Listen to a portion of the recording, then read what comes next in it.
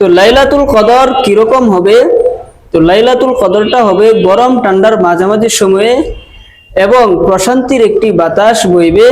এ সম্পর্কে ইবনে আব্বাস রাদিয়াল্লাহু আনহুমা থেকে বর্ণিত, আনিন নবী সাল্লাল্লাহু আলাইহি ওয়াসাল্লাম, নবী করিম সাল্লাল্লাহু আলাইহি ওয়াসাল্লাম বলেন যে লাইলাতুন তলকাতুন, সবে রাত্রিটা হবে একটি প্রশান্তিময় রাত্রি, লা হারাতুন ওয়ালা বারিদাতুন, যে রাত্রিতে কোনো গরমও থাকবে না এবং ঠান্ডাও থাকবে না, অর্থাৎ নাতিশীতোষ্ণ দিয়ে বয়ে যাবে।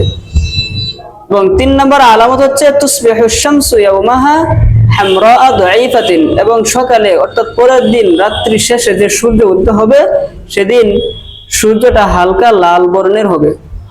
আরেকটি আলামত হচ্ছে রাত্রে চন্দ্র সে রাতে একটি থালার টুকরো নেই হবে।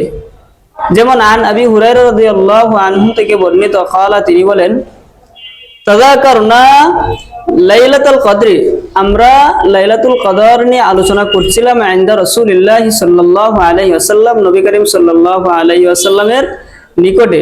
ফাকালা, এরপর নবী করিম সাল্লাল্লাহু আলাইহি ওয়াসাল্লাম বলেন, আইয়ুকুম ইয়াযকুরু, তোমাদের মধ্যে কে যে সেই রাতটি স্মরণ রাখে, হিনা তালাল কমারু ওয়া হুয়া মিসলু শিক্কাতিন জাফনা, যেদিন অর্থাৎ যে রাত্রিতে চন্দ্র উদিত হয় একটি থালার টুকরো নেই। সুবহান।